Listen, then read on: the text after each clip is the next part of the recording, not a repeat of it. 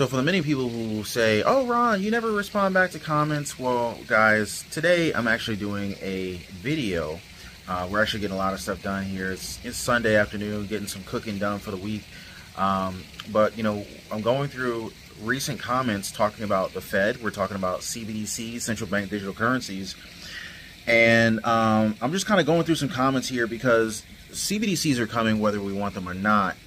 Me personally, I'm going to continue to do research. CBDCs are not yet implemented by the Federal Reserve right here in the United States yet, but we see all of the evidence that we need to know that they're coming. I think Fed Now is expected to be rolling out this summer, if I'm not mistaken. I think it's July. And so there's a lot coming down the pipeline. A lot of people are concerned about how is this going to affect us. But right now, I'm actually reading some comments while we're out here waiting for some of this chicken to finish cooking. Can I open this up, babe? Let's open how this chicken is coming along here. Restaurants are so expensive nowadays. It just comes out so much less expensive, you know, with the cost of inflation and a looming recession. We just learned to cook a lot of the foods that we would normally order from restaurants. We do it at home. And I mean, these are some juicy chicken breasts here, low fat, fairly inexpensive, and expensive things are. So wherever you can save is always good. But I just wanted to kind of go over some of the comments here from one of my recent videos. So I got this one comment here, and this one says, Ron, I have not told you recently how much my partner and I appreciate your reporting and your sense of humor and style. Your understated style is engaging and it works well to tell your story. CBDCs are as you describe them, not good for us, in my understanding. With all best wishes for your future, your wife, and family from all of us. Thanks, AJ and John. So John, I just want to thank you guys so much for the support, for the love and support. I appreciate the likes, the comments that you guys give. I appreciate the compliment here, but more importantly, I just want to continue to share good, useful information with you guys as we make this transition, and not just with central bank digital currencies, but you know, just in life. You know, like there's a lot of changes that are coming down the pipeline. This pandemic, it was clearly planned and well coordinated, well orchestrated. I gotta give them props on that. A lot of people got hurt from it. A lot of people did well from it. But for those who got the short end of the stick, they received a disproportionate amount of pain. And so, you know, that's kind of what inspires me to keep sharing information with you guys and different opportunities. All right, so the next comment that I want to read, sorry. Can you turn that one off? Thank you. Sorry. We got to check on this chicken here because I don't want my chicken burning. Oh, there we go. Look, oh my goodness. Look at how juicy that chicken breast is. Beautiful, beautiful. All right, so the topic at hand here. So this particular comment comes from Sandra J.G. Thompson. Comment says, Ron, this idea that currency has an expiration date is extremely concerning. One of the first things I thought of was the fact that you save up to pay your land taxes. What happens if the money that you were saving for that expires? You would never be able to save for your home and land. Do you think that perhaps this is the idea? That they don't want you to own anything? I grew up in the 1950s and I find this so Orwellian. Do you even know, do they even know how this type of thing plays out? Americans should be extremely concerned. And I got to go ahead and drop a like for that comment because this the thought process, right? So first and foremost, Sandra, thank you so much for your comment, but Sandra's actually commenting on a statement that I made in this video here. And in this video, I discussed how another country, and I talked about Nigerian currency, I talked about Nigerian CBDCs, Bahamian, you guys can help me out with the pronunciation of that. I don't know if it's Bahamian, central bank digital currency, CBDCs. And we also talked about Chinese CBDCs. And in every one of these instances, and in fact, these are not the only countries that have began to introduce CBDCs into their financial system. But in every one of these instances, the citizens, the participants in the economy, they're not receiving these well, meaning like the adoption rate is very low. Regardless of whether you're American or not, I get a lot of comments from the UK. I get a lot of comments from Canada, Canadians. In fact, I got a comment in here from a Canadian, from Teresa. Teresa, here she is. She says, I am Canadian. I'm listening to you speak and you're addressing Americans. So I'm getting comments from really around the world, and I really appreciate that. I love that. But number one, just kind of going back to the comment that was asking about the expiring currency. Now I'm trying to find it here. Here it is. So yeah, it is extremely concerning. And so she asks, Sandra specifically asked, you know, well, one of the first things I thought of was the fact that you save up to pay your land taxes. So that is going to be really interesting how that's going to pan out. Now, the country that had expirations on their central bank digital currencies is not the United States. So the question is, will the characteristics of central bank digital currencies that we're seeing in other countries be the same here in the United States? Well, first and foremost, it's really hard to say, but I'm willing to bet that not all CBDCs will necessarily have the same behavioral characteristics. So, for example, maybe Chinese CBDCs have expiration dates, and you have to spend the CBDC by a certain time before it becomes worthless. And so that could be how CBDCs in China work. Maybe central bank digital currencies here in the United States are different, where, you know, maybe there's no expiration date, or maybe the expiration date is not 1 year. Maybe the expiration date is, say, 18 months, 24 months, 5 years, 10 years, who knows? So we'll have to wait and see on that. Hypothetically, though, just let's entertain the thought of, what if central bank digital currencies, what if central bank digital currency CBDCs here in the United States actually had expiration dates?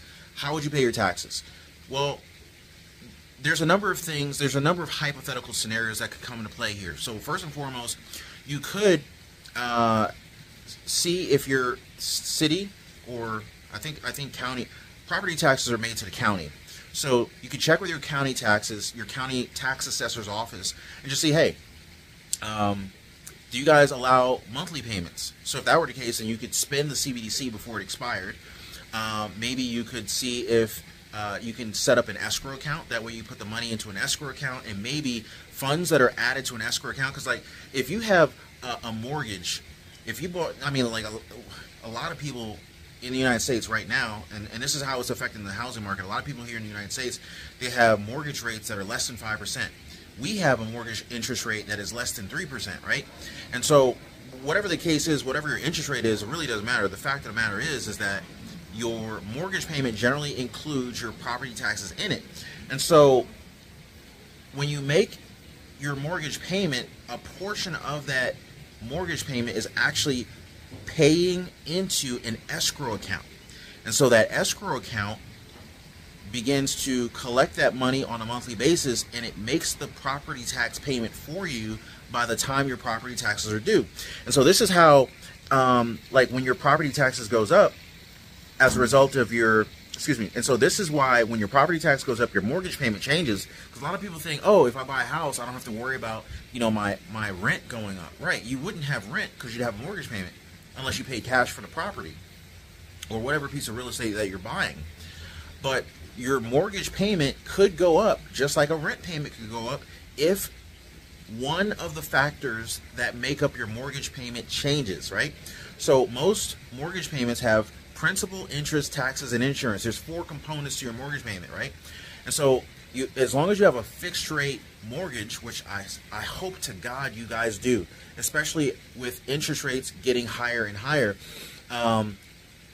if you have an adjustable rate mortgage, there would be actually 3 factors that could be changing at any moment in time and cause your monthly mortgage payment to change. So assuming you have a fixed rate interest rate, your mortgage payment from the actual mortgage standpoint would not change. Your taxes, your property taxes, if your property goes up in value and then your county reassesses your property tax, then yes, the amount of taxes that are due every single year will go up, and therefore the escrow amount that needs to be paid into the escrow account every single month to collect enough to pay that tax at the end of the year, it's going to have to adjust. And so that could cause your mortgage payment to go up. The other thing would be if your homeowner's insurance goes up. Let's say you live in Florida. I mean, we're looking at purchasing property in Florida, and you know, we want coastal property. And what we're seeing out there is that there's a lot of new expenses that are hitting a lot of people, a lot of Floridians. And one of those things is increased HOA fees. Whether you live in a subdivision with an HOA, maybe you live in a condo with an HOA, we're seeing a tremendous increase in the amount that is being charged in the form of HOA fees to Floridians. And so this is making it much more expensive to own a property in Florida. And so, you know, with HOA fees going up, that would impact your mortgage payment. That's most aggressively affecting Floridians. So that is why your mortgage payment could adjust. But this is also how you could potentially handle expiring central bank digital currencies if that were to come into play. Here's another one. Let's talk about that comment. I want to find that one comment. My Canadian friend, what is her name? Here it is. So Teresa Beddard says, I am Canadian. I'm listening to you speak and you're addressing Americans. I believe that many of us are confused by all of this information. Some of us are left doing nothing as we don't really know what to do. Now, I just want to pause right there. Sometimes doing nothing is not necessarily a bad thing. You know, if you don't know what you should do, sometimes the best thing you can do is just kind of assess the situation and technically do nothing while you do homework. So let's see, where was I? And as much as you're providing information, many of us are confused. If one has money to play with, I can see this as being a little bit simpler. Okay, fair. People who receive government income from the income they receive due to being retired seems somewhat hopeless as to what to do. Some people live from month to month on what they receive. There is no other money to be had. It seems that they really have no good options. Even my daughter is not sure of what to do, and she's a pretty smart cookie.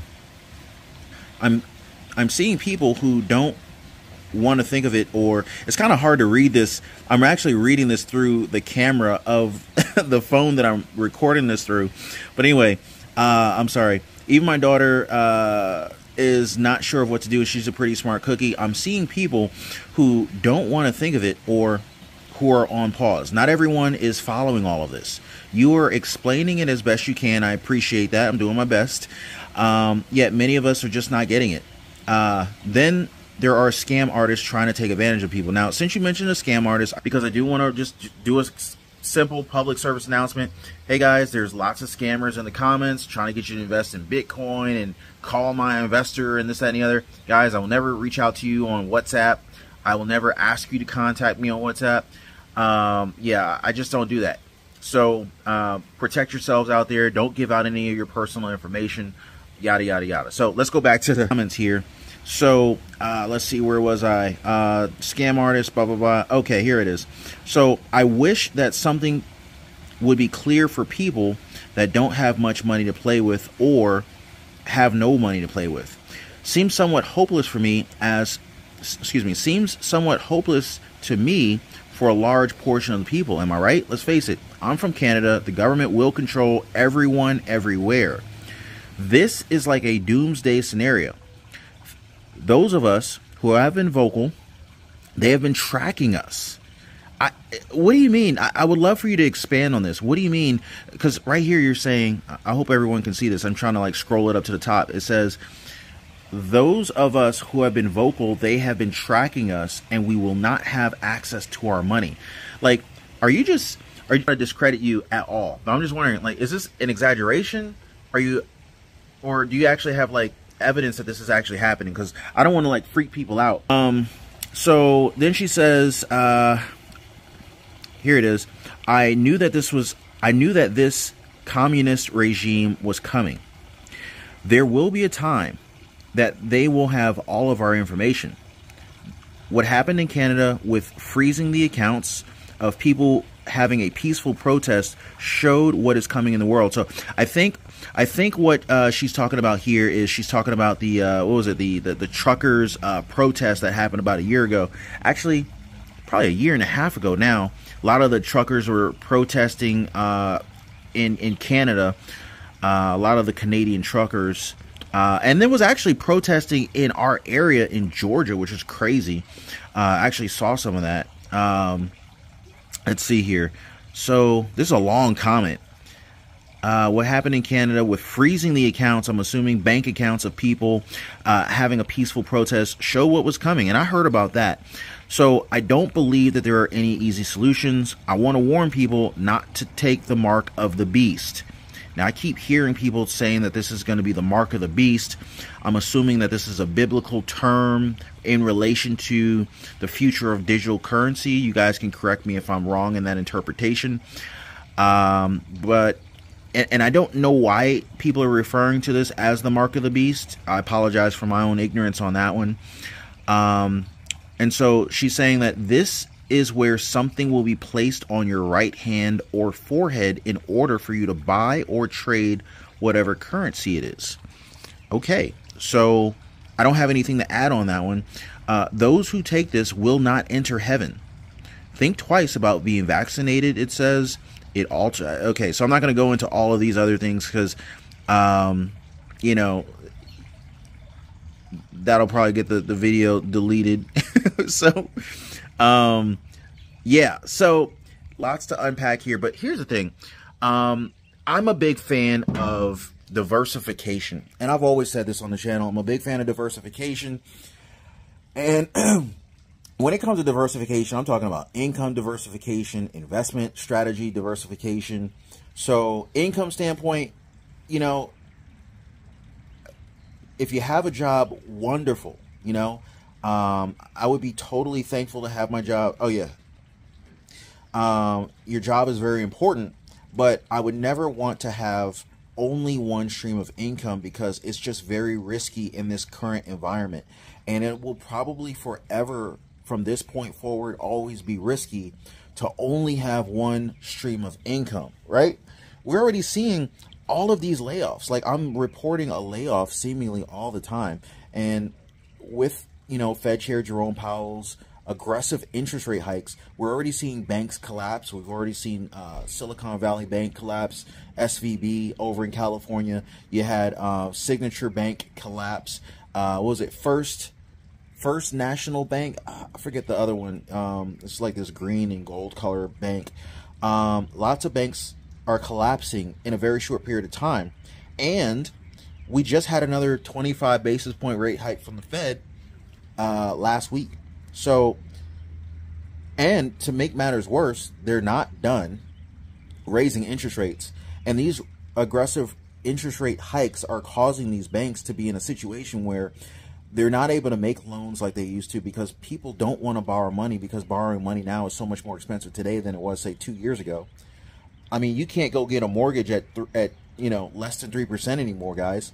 And if you go to buy a mortgage, if you go to buy a house today and you apply for a mortgage, you're going to be with great credit at 6.5%. If you don't have great credit, you're probably going to be paying 7 or 8% interest, if not 9%, for a mortgage payment. Now, obviously, if you're probably 60, 70 years old, 80 years old, if you're over 60, you probably have experienced mortgage interest rates being in the ballpark of, let's just say, 10%, 12%, 18%. I've read about interest payments being that high for mortgages back in the day. Personally, I haven't experienced it, but I've heard a lot about it. So if you're over 60, then you might still say to yourself, hey, 7% interest rate's still not bad. Okay, maybe it's not that bad, but relatively speaking, compared to the last, say, 10 years, 7% interest is higher than it has been in the last 10 years. So banks are struggling to make profit. We're seeing credit card balances reach record highs.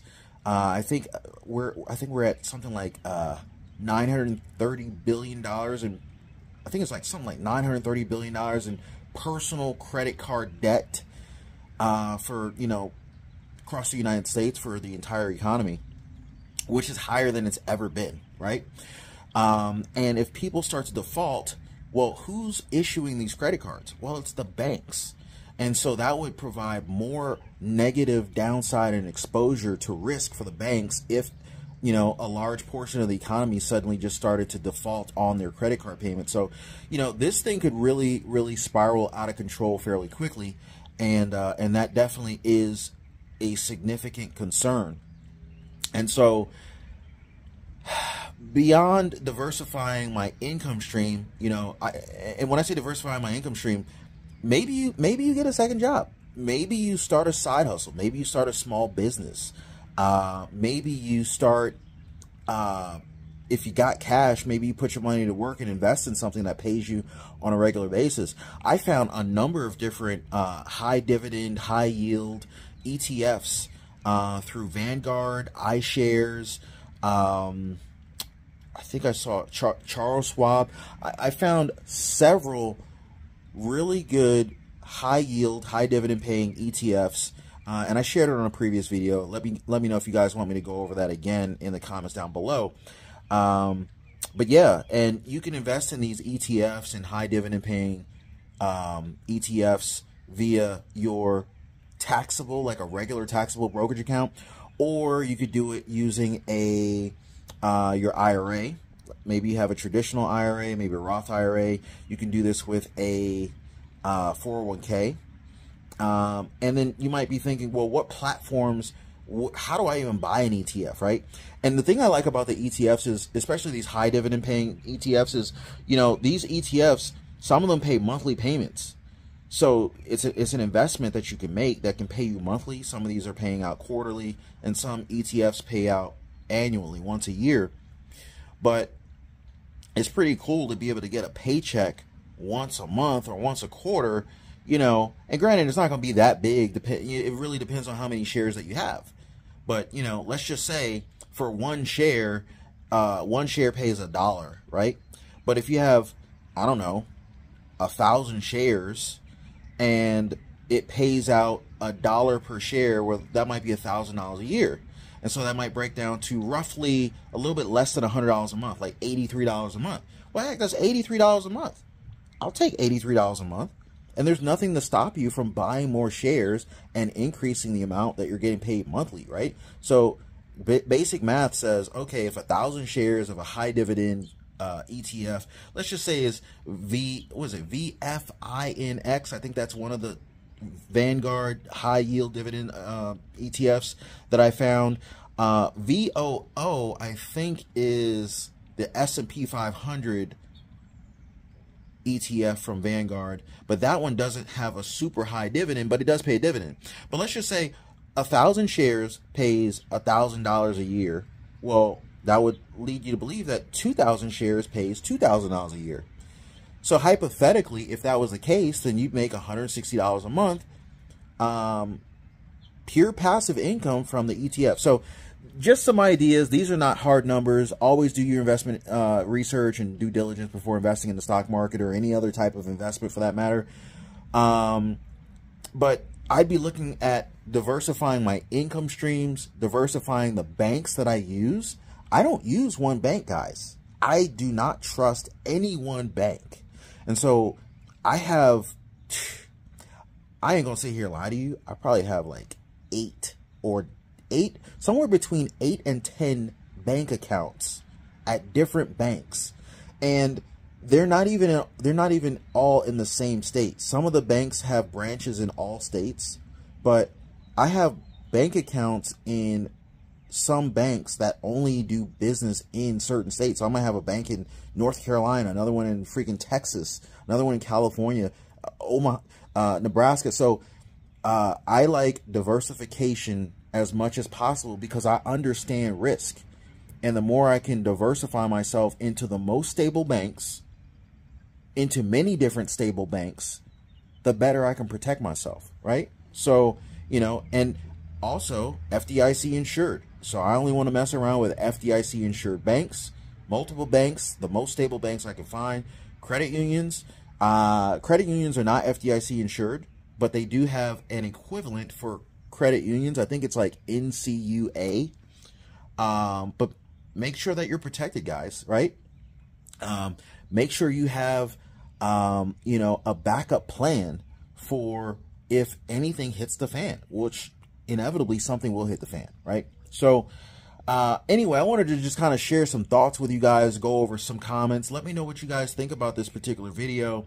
If you enjoyed the content on this particular video, definitely drop a like for the video. Also subscribe. I look forward to hearing from you guys on future videos. But again, drop me some comments down below. Let me know what you guys thought about this particular video. If there's topics you want me to cover, if you want me to do more Q&A with you guys, I will certainly be willing to do that. So y'all be safe. Enjoy the rest of your Sunday.